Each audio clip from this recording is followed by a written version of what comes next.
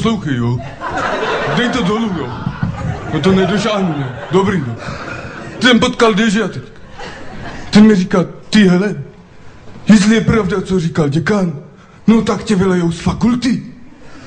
Říkám, no a co říkal děkan? No, že tě vylejou z fakulty.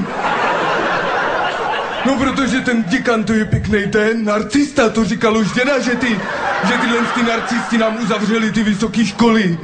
Že my potom museli to vybojovat na té národní třídě, ne? A tam byl 3krát. Tam jsme byli všichni národové různý, ne? Jsme tam bojovali za tu vaši tu demografii, abyste to tady měli, ne?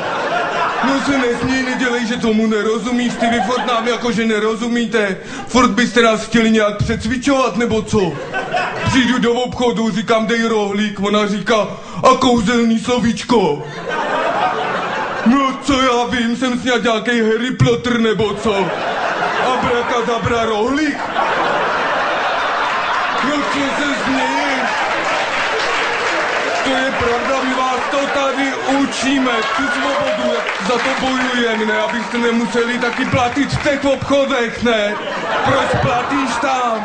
Nebuď blbej, neplať, nezáviď mi, ne, tak neplať taky, co závidíš. To by uměl každý chodit do práce, víš, jak bolej nohy ve frontě.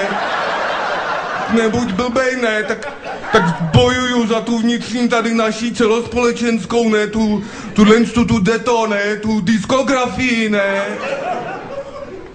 Šukary, šukary, žambory, žambory, bím metal, no jdu kolem železářství, říkám dobrý, železo dobrý, dám do sběru dobrý, tam říkám, máš hřebíky, a on říká, a kolik?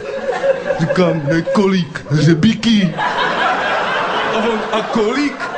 Říkám, hřebíky, ty seš kolik narcistické.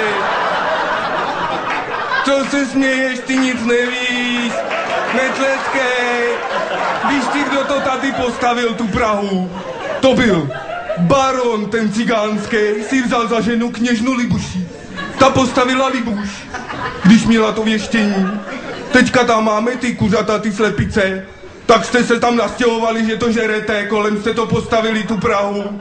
Teďka to tam chodíte do toho KFC zobat, co? Klub fajných cikánů, vám rozumím, no.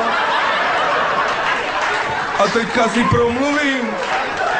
Já si teďka promluvím s tím dekanem. Já mu to řeknu.